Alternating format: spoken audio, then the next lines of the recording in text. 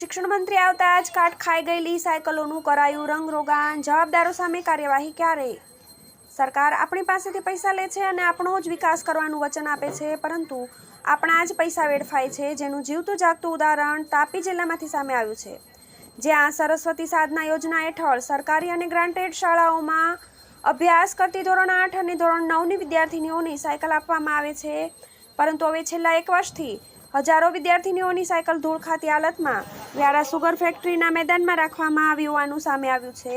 પરંતુ શિક્ષણ મંત્રી કુબેર ડિંડોર તાપી જિલ્લાની મુલાકાતે હતા ત્યારે આ ધૂળ ખાતી સાયકલોને રંગરોગાનનું કામ કરવામાં આવતા અનેક સવાલો ઊભા થયા છે.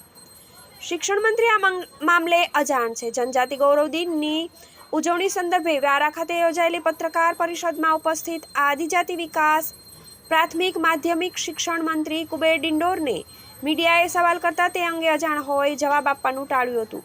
જો કે 2023માં વિતરણ માટે આવેલી સાયકલ વિદ્યાર્થીનીઓ પાસે પહોંચી કેમ નહીં અને હાલ કલર કામ કરવાનું કારણ શું, તે સવાલ ઉઠી રહ્યા છે.